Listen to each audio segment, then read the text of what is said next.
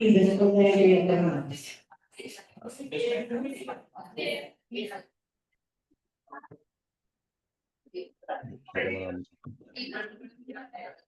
Buenos días, buenas tardes. Para los que almorzaron, probablemente buenas tardes. Soy el licenciado Rodrigo Manejos. Voy a estar moderando en la charla del doctor Magíster Luis Gutiérrez Morante en la charla de, la identificación del sospechoso en red, su descripción y alternativas de valoración más allá de la confianza del presidente. El doctor Luis Gutiérrez Morante, graduado en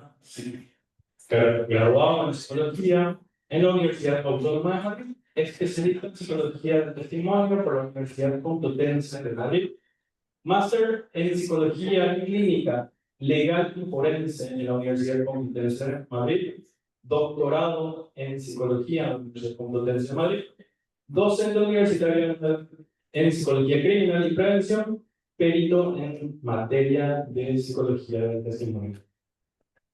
Doctor, te dejo, por favor. Genial. Hola, ¿se me oye bien? Bien. Bueno, en primer lugar, muchas gracias por la invitación, en especial a Vanessa. Creo que está por ahí, no lo sé. Hola, te veo el bracito. Siempre es un placer contar con vosotros y bueno, pues la relación que tenemos para mí es especial, ¿no? Entonces, bueno, agradeceros en primer lugar la invitación y dejarme aquí unos minutitos. Os voy a pedir a todos los que estáis por ahí, antes de empezar, ya veréis que es un tema a lo mejor un tanto diferente a lo que estamos acostumbrados cuando hablamos de psicología del testimonio. Pero bueno, vamos a darle, creo, hoy voy a tratar de darle la importancia que creo que tiene. Entonces os voy a pedir que miréis a la pantalla durante unos segunditos.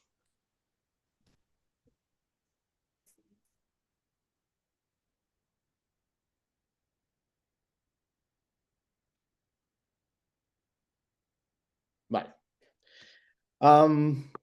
Luego ya veremos qué vamos a hacer, qué vamos a hacer con esto. Bueno, eh, antes de empezar con la presentación, quiero enmarcar un poco la psicología del testimonio. Pues estamos muy acostumbrados a hablar de psicología del testimonio. No sé si por aquí ya trabajan los que estáis por aquí en este tema, y lo centramos mucho en el tema de la credibilidad, ¿no? Y pongo aquí comillas, no sé si me están viendo, pero muchas comillas a la palabra credibilidad. Esto suele estar asociado siempre al abuso sexual infantil, ¿no? A ver unos indicadores clínicos o a pasar un SVA y poco más. Y nos olvidamos que la psicología del testimonio va mucho más allá.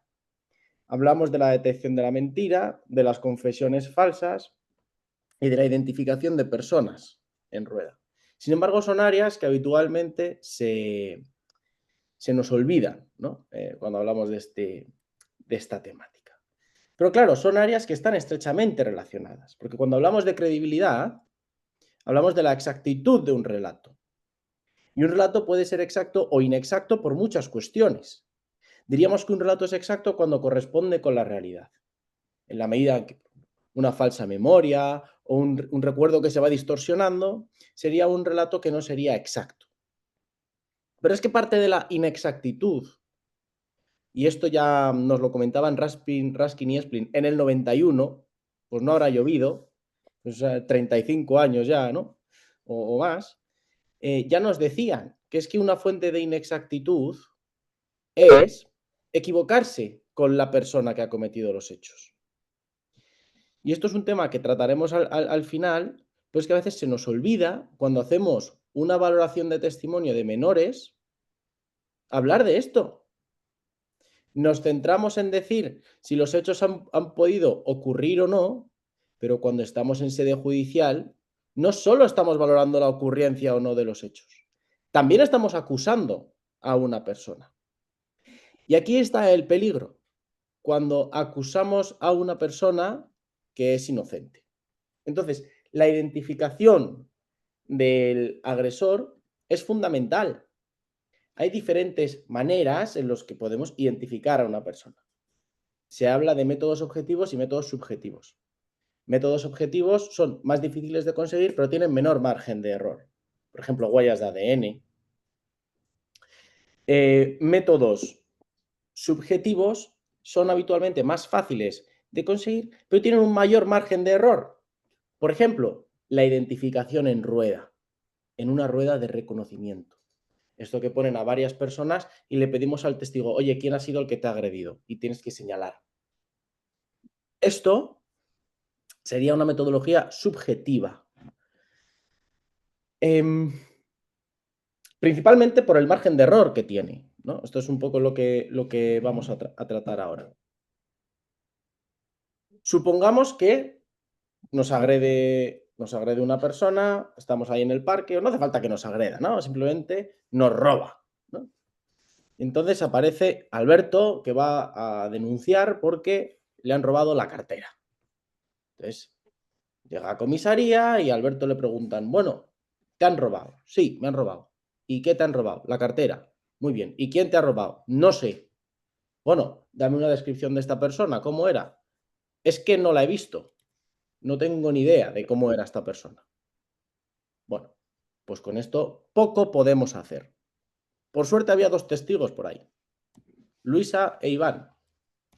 Iván dice, era una mujer joven de unos 25 años, más o menos como yo de alta y con el pelo corto. Y Luisa decía, era una chica con el pelo rizado, medio largo, pelirrojo. No era muy alta, era más bien delgada, los ojos los tenía oscuros, de eso no tengo ninguna duda. La nariz puntiaguda, tenía los labios así gorditos y las orejas así de soplillo. Vale, pues ya tenemos dos descripciones. ¿De quién nos fiamos más? ¿De Luisa o de Iván? Que levanta la mano el que se fiaría más de Luisa.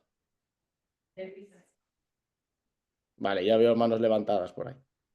¿Y quién se fiaría más de Iván? Del medio.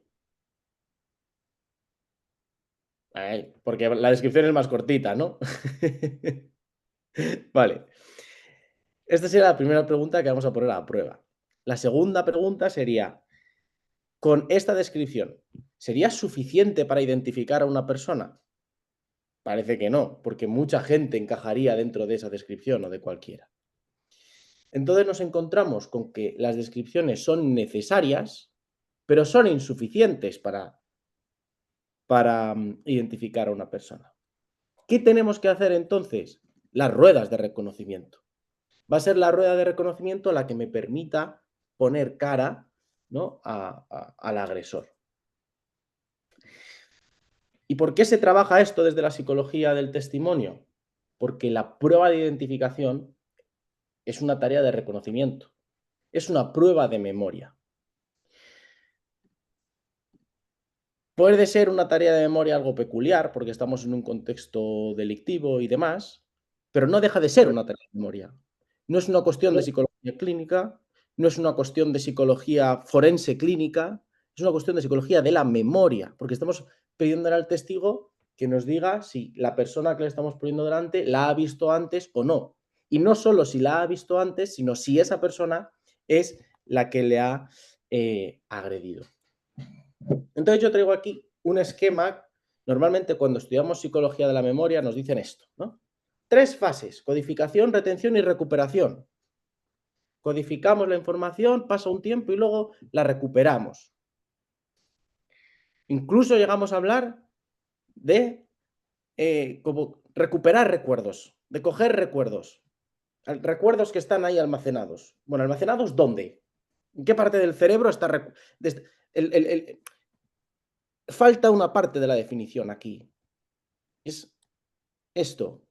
Cada vez que recuperamos, recodificamos la información.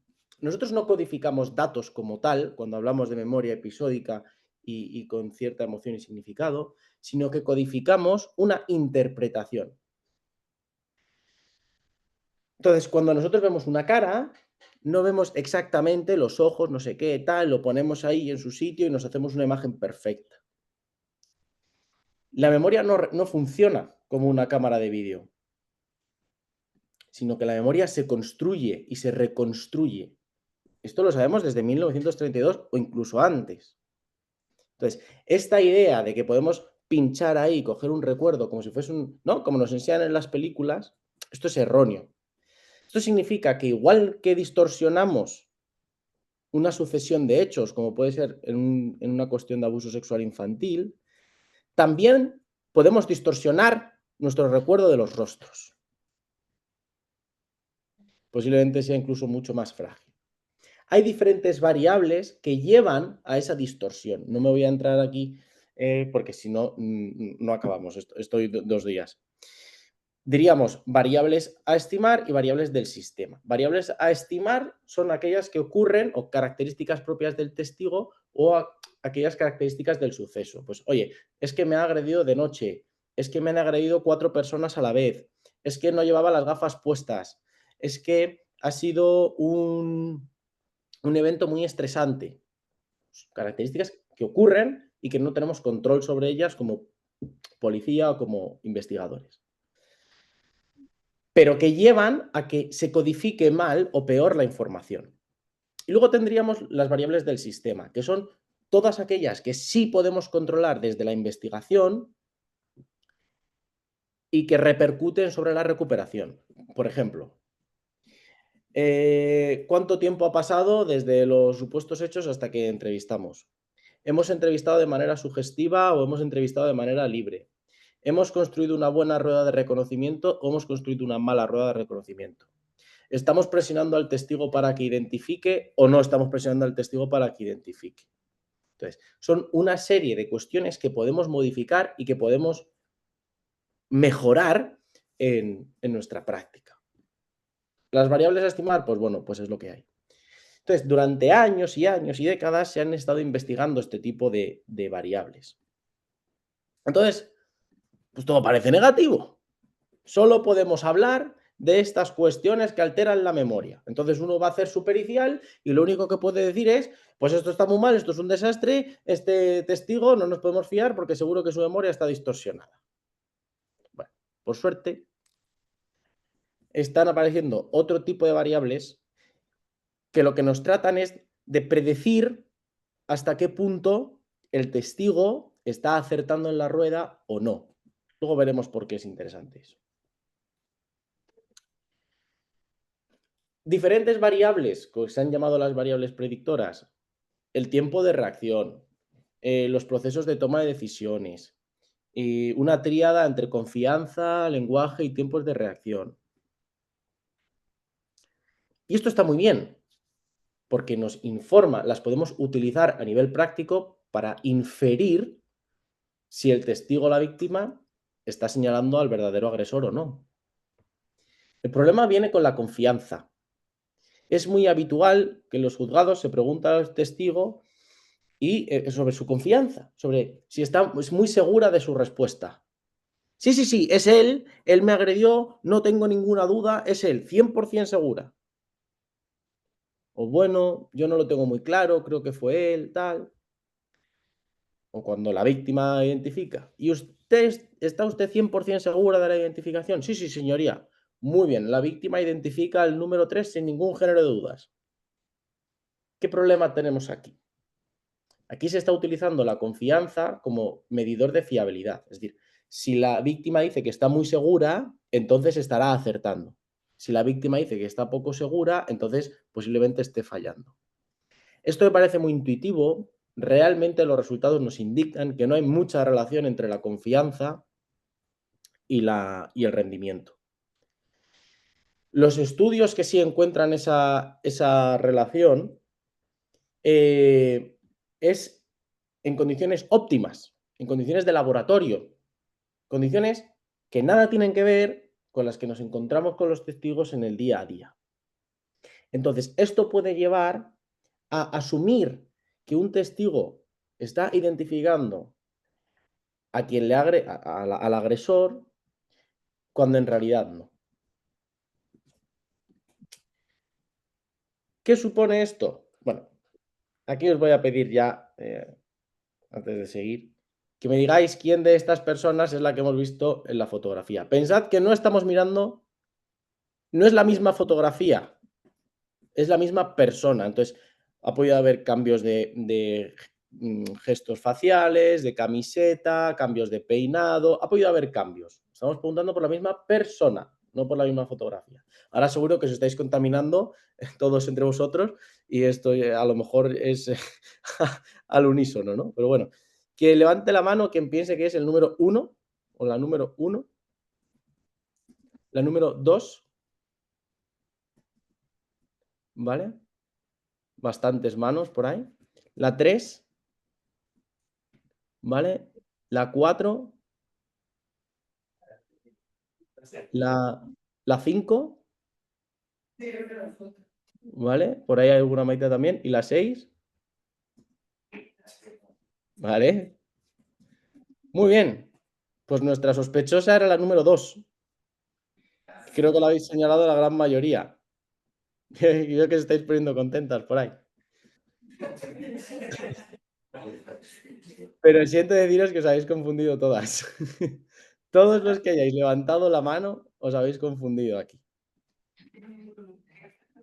En esta rueda diríamos que es la número 4.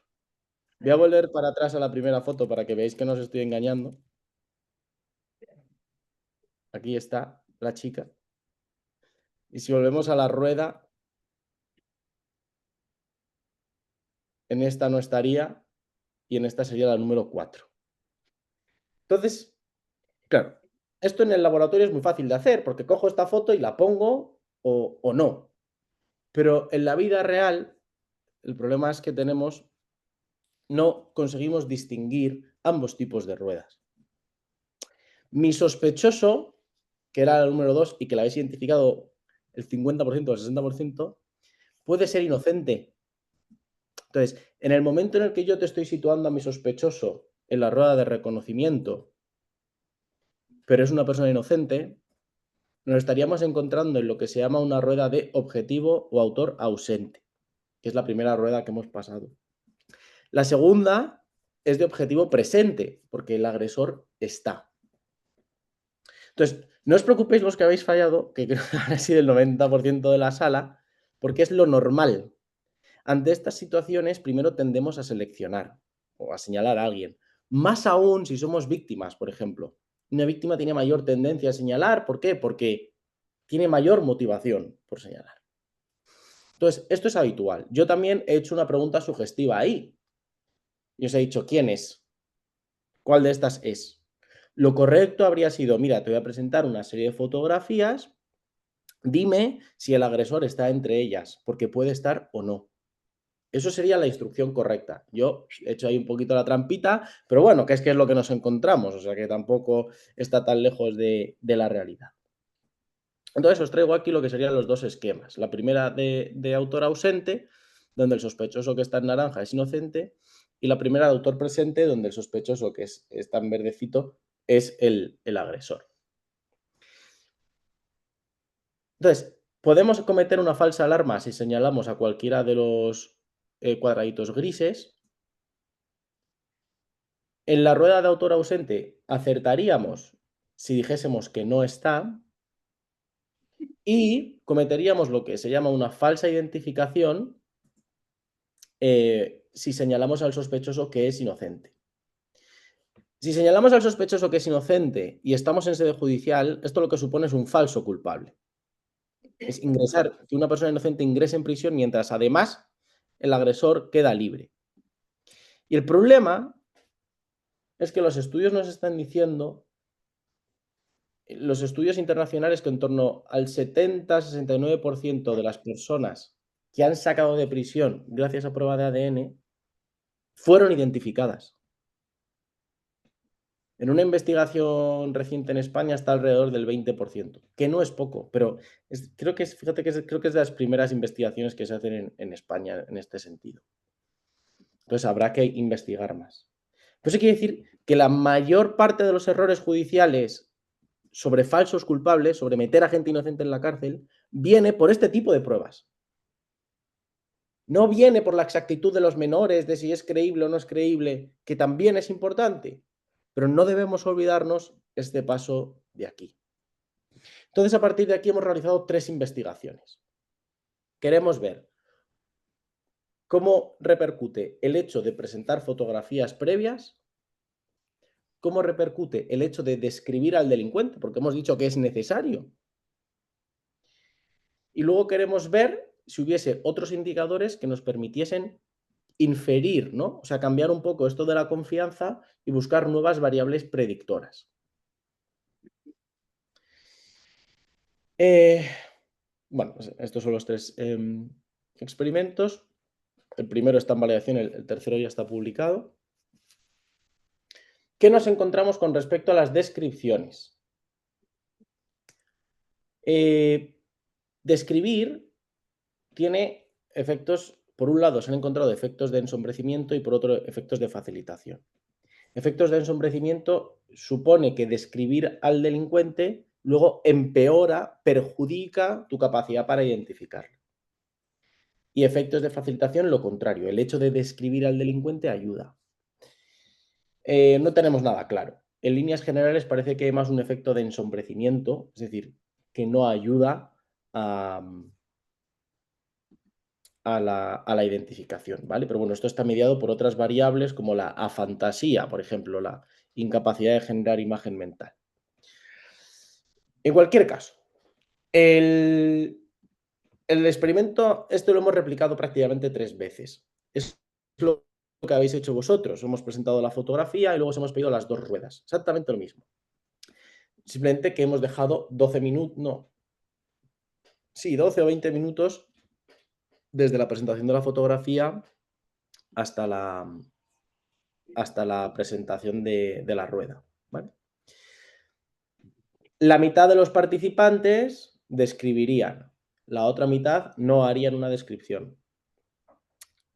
La mitad verían las 2 ruedas y la otra mitad solo vería una rueda. Entonces tenemos 4 grupos, el de la flechita blanca, flechita gris, flechita marrón clarito y flechita marrón oscuro. Estas serían las 4 condiciones. Esto es más o menos lo que nos encontramos.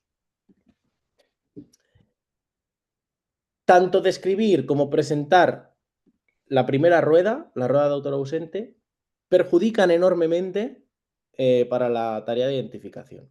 ¿Por qué hacemos esto? Porque es habitual que cuando uno va a comisaría le enseñen un álbum de fotografías o una primera rueda, para que luego más tarde tenga que identificar en sede judicial. Entonces lo que vemos es que esta tarea repercute muchísimo, perjudica muchísimo. Pero es que describir también perjudica. Lo mejor es no hacer nada con los testigos. Pero claro, ¿cómo no vamos a hacer nada con un testigo? Le ponemos, ¿qué hacemos con él? Lo guardamos en una cajita. No, claro. En caso de que hubiese muchos testigos, entonces sí podríamos hacer algo. Pues a algunos les pedimos que describan y a otros les pasamos las fotografías. Y a otros les dejamos ahí y no hacemos nada con ellos. Esa sería una propuesta. En cualquier caso, la descripción va a ser necesaria y sabemos que va a ser perjudicial. Y otra cosa que nos encontramos es mejor hacer las 2 tareas, describir y presentar las fotografías, que solo hacer una de ellas. Entonces, ya que vamos a presentar ya que vamos a pedir la descripción porque es necesario, vamos a pasar un álbum de fotografías. Pero tenemos un tercer resultado, y es que el rendimiento en la rueda de autor ausente predice el rendimiento en la segunda rueda. Entonces tenemos una opción, sería una propuesta, y es presentar al testigo una rueda en blanco, una rueda que sabemos que es de autor ausente. Esto lo podemos hacer muy fácilmente con la inteligencia artificial.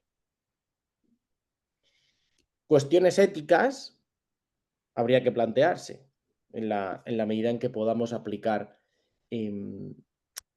esta práctica o no. Entonces, sabemos que tenemos que pedir a los participantes que describan, a los testigos que describan. Y sabemos que esto va a perjudicar. Vale. Vamos a ver si podemos sacar algo bueno de las descripciones.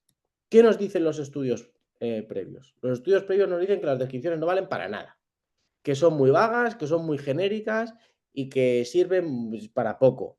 Y como preguntemos con indicios, la liamos, porque llevamos a que los testigos se equivoquen. Pues claro, si decimos que era pelirroja, luego resulta que era rubia, pues difícilmente vamos a perseguir correctamente a la persona. Entonces, la exactitud de la descripción también es muy importante. Y los rasgos más habituales que nos cuentan es el pelo, la altura y la vestimenta. Al mismo tiempo sabemos que cambios en el pelo es lo que más perjudica la identificación. Entonces, estupendo, ¿no? Hablamos de que tiene el pelo rizado, de que tiene el pelo largo, bueno, pues con que te hayas rapado ya es suficiente para luego tener dificultades a la hora de identificar. Digamos que son rasgos que además de ser genéricos son muy poco útiles, son muy poco informativos. Estas son descripciones que hemos sacado de la página web de SOS de gente desaparecida. Pues, chico de 14 años, 1,67 de estatura, complexión delgada, pelo rubio, ojos castaños. Bueno, pues ahí podemos meter al 50% de la población mundial. Bueno, no por los 14 años, pero si no fuese por los 14 años, vale, pues ponemos ahí al 10% de la población mundial. Entonces, esto es muy poco útil. Replicamos el mismo experimento de arriba, el anterior. Pero esta vez lo que vamos a hacer es coger los descriptores y valorar si chicos y chicas describen igual. Nos encontramos que no, que las chicas dan mayor cantidad de detalles y a la vez dan más variedad de detalles. Los chicos como que decimos todos lo mismo. Sí, pelo largo, pelo moreno, color de ojos, estatura y poco más. En cambio, las chicas dais un par de detalles más casi y encima, si cogemos a 10 chicas, pues cada una nos contará detalles distintos. Eso hace que las descripciones sean más ricas por parte de las chicas que por parte de los chicos. Ahora lo que queremos ver con esto es, oye, estas descripciones, es decir, el que más describe identifica mejor, que es un poco la intuición que teníamos al principio, ¿os acordáis? Pensábamos que nos íbamos a fiar más de la descripción de la chica que la descripción del chico, porque la descripción de la chica era más larga. Vamos a ponerlo a prueba. Y también vamos a poner a prueba si hubiese algún descriptor que nos permita predecir el rendimiento. Oye, pues es que si hablas de los labios, luego eres buen identificador. O si hablas de la belleza, eres buen identificador. Vamos a ver. Nos encontramos que nada de nada. Que da exactamente igual lo larga que sea la descripción. Da exactamente igual. Da igual. Da igual que digas 27 rasgos a que digas 5 rasgos. Da igual. Tu capacidad de identificar es independiente de tu capacidad de describir. ¿Hay algún rasgo que nos permita identificar o predecir el rendimiento? No, tampoco. Entonces, ¿podemos sacar algo de las descripciones? No, no podemos sacar nada de las descripciones, independientemente de que el agresor esté en la rueda o no. No podemos sacar nada de las descripciones. ¿Esto de qué nos sirve? Diréis, joder, pues vaya mierda de resultados que nos traes aquí. No. Porque esto nos sirve para prevenir. Nos sirve para no descartar a sospechosos, a testigos que den descripciones cortas. Y nos sirve para no caer en ese sesgo que tendemos de manera natural a pensar que un testigo va a ser más fiable porque me da una descripción muy larga. Es que fíjate, si es que me está diciendo hasta de qué color tenía las pestañas. Bueno, vale, pues no te fíes. O sea, no te fíes por eso, fíate por otras cosas, pero no por eso.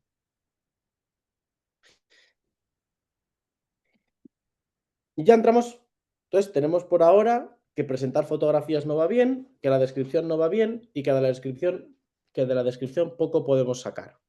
Entonces llegamos al tercer experimento.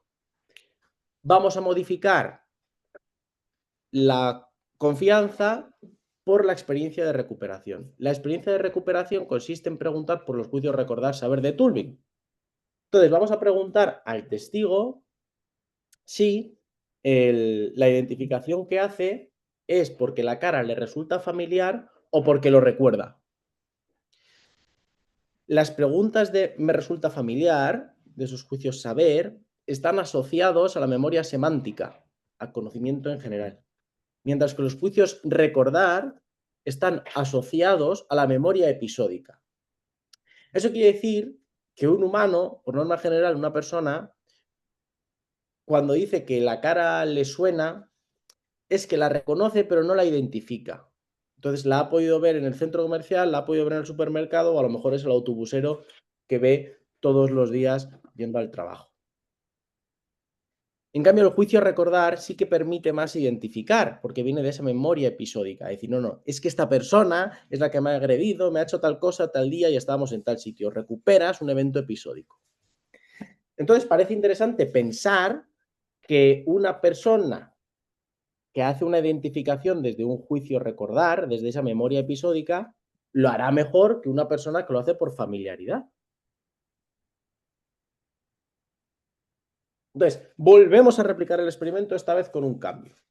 Y es que por cada identificación vamos a pedir al participante que nos diga en qué medida su respuesta se debe a que le suena la cara o a que la recuerda.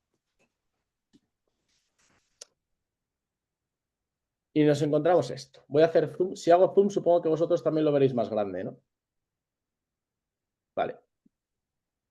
Esta sería la distribución de respuestas en una rueda de objetivo ausente, la primera. Entonces, cometeríamos una falsa alarma siempre que señalemos a alguien y un rechazo correcto siempre que se diga no está. Esta curva de aquí, de izquierda a derecha, lo que representa es el juicio saber a la izquierda y el juicio recordar a la derecha. Como vemos, los rechazos correctos están muy asociados a juicios recordar, es decir, no, he identificado porque me acuerdo. Mientras que los errores están asociados a juicios saber. Esta cara me suena, me resulta familiar. Algo similar nos encontramos en una rueda de objetivo presente. Acertamos, ¿no? Acertar está más asociado a esos juicios episódicos, mientras que las falsas alarmas están asociadas más a esos juicios semánticos. Esto realmente puede ser relativamente informativo, pero a nivel judicial y a nivel del error, casi nos interesa más esto de aquí. Porque que un testigo falle en una rueda de autor presente, pues bueno, pues seguiremos la investigación. Pero como alguien falla aquí, en un 15% de las ocasiones estaremos condenando a una persona inocente. Es esta medida, que por ahora, hasta la fecha, yo solo conozco que se han hecho 2 estudios como este, podría ser útil investigar, porque es una medida que es muy fácil de tomar como la confianza. Oye, dime del 1 al 10, o del 0 al 100, o como queramos, en qué medida esta cara te suena y te resulta familiar, o la recuerdas. Fijaos que aunque solo parece una cuestión de léxico y de lenguaje, realmente no lo es, porque lo que estamos pidiendo es una teoría distinta de memoria. Entonces sería interesante continuar con estudios en este estilo para ver si realmente es útil y para ver si realmente estamos midiendo algo diferente de la confianza. Entonces habría que hacer estudios comparativos para valorar hasta qué punto la experiencia de recuperación sería interesante seguir estudiándola e incluso aplicarla en el ámbito judicial. Por lo tanto, podría ser una buena medida predictora. Nos ayudaría a inferir si el testigo ha acertado o no, independientemente del tipo de rueda que tengamos delante, que no sabemos cuál es. Es que si me dice no está y me dice que lo recuerda y no me lo hace un testigo, me lo hacen 7, a lo mejor es que mi investigación está equivocada. y lo que tengo delante es un sospechoso que es inocente. Esto podría ser indicativo, pero esto necesitamos todavía muchos estudios que lo repliquen y que repliquen condiciones de mayor validez ecológica para poder llegar a estas conclusiones. Entonces, bueno, estas son un poco las conclusiones finales, ¿no?, que traía, aunque ya las he ido diciendo a lo largo de la exposición. La idea de poder presentar una rueda en blanco para tratar de predecir el rendimiento en una segunda rueda, y la idea de, bueno, seguir investigando para ver en qué medida podemos cambiar esto de la confianza, que además es una muletilla muy habitual, por otros tipos de variables. Y esto es un poco la idea que yo quiero transmitir también hoy, y es que no es suficiente en muchas ocasiones cuando hacemos una evaluación de menores. Traigo este tema porque sé que es lo más habitual en psicología del testimonio y en psicología forense, es que los menores no siempre son agredidos por el tío, por el abuelo o por el padre. Los menores a veces también los agreden personas desconocidas. Y la exactitud no solo tiene que ver con el contenido de los hechos, sino también con la identificación de personas. No es extraño encontrarse a niños enfrentándose a ruedas de reconocimiento. Sí es extraño, en cambio, por desgracia, encontrar periciales de este estilo. Los psicólogos forenses debemos estudiar la psicología de la memoria y debemos hacer peritajes en cuanto a la identificación. Porque sí, al niño le han podido agredir, al niño le han podido abusar, le han podido tocar, pero a lo mejor no fue esta persona la que estamos en el banquillo, en la que estamos acusando. ¿Y entonces qué? ¿Y entonces cómo se sentirá este niño cuando tiempo después se entere de que la persona que identificó no fue el verdadero agresor? Entonces, no basta. Las periciales debemos hablar de estos términos. Y debemos plantear hipótesis y hablar de hipótesis. En ocasiones no es suficiente con decir, no, es que el relato del menor es creíble. Bueno, es que ¿qué significa que sea creíble? ¿Qué significa que un relato sea creíble?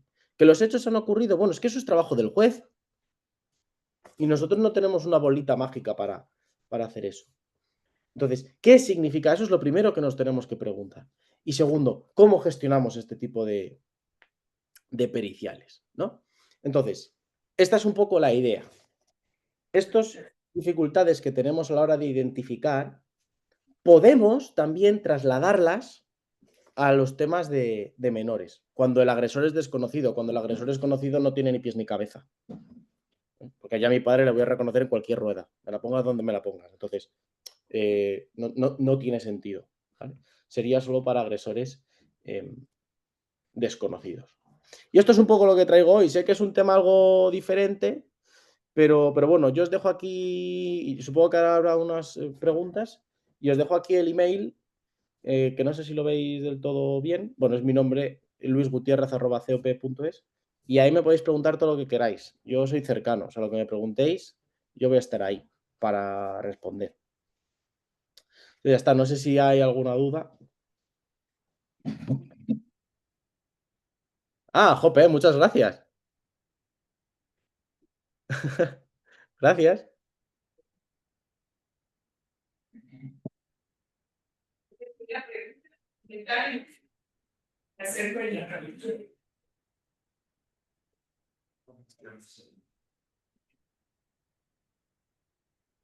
El momento del juicio. Gracias. A ver si la cámara te detecta. Bueno, sí. Ahora.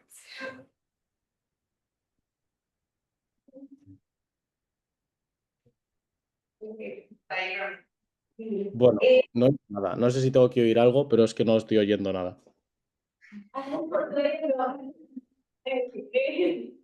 Pero entonces sí que cuando se le va a hacer una pregunta, no se debería de usar la metodología interrogativa. Más bien, ¿te recomendaría utilizar la entrevista cognitiva? ¿O cómo sería que se le podrían hacer preguntas para facilitar la identificación de alguien. Realmente no se deberían hacer, o sea, las preguntas se deberían hacer, como siempre hablamos en memoria, de recuerdo libre, ¿no? Bueno, he entendido que cómo se deberían hacer las preguntas en este tipo de tareas, ¿no? Es que no he oído muy bien, pero creo que sí. Claro, a la hora de pedir a un testigo que describa, lo ideal sería preguntarle, oye, ¿me puedes decir algo de la persona que te ha agredido? ¿Cómo era? Y cuando tú dices cómo era, ya va a ser suficiente para que te describa físicamente e incluso psicológicamente a veces te pueden decir, oye, pues parecía malo, oye, pues era feo, oye, pues era guapo, oye, pues parecía agresivo, oye, pues parecía... ¿Vale? Eso debería ser suficiente. Luego, en la tarea de la rueda, bastaría, bueno, es importante dar lo que se llaman instrucciones imparciales. Esto es, que el que hace la rueda no sepa quién es el sospechoso y decirle al testigo, no pasa nada si me dices que no está o que no lo sabes, porque además es posible que el autor no esté en la rueda. Aquí hay un sospechoso, pero no sabemos si este sospechoso es el que te ha agredido o no. Entonces, dejar el campo lo más limpio posible. De lo contrario sería sugerir. Yo a vosotros os he sugerido cuando os he dicho quién es. Eso ya da por hecho que hay alguien, ahí está, ¿no? Entonces, estas serían un poco las instrucciones que habría que dar a la hora de recoger la información de los testigos. De no ser así, pericial. Ok, gracias. Nada.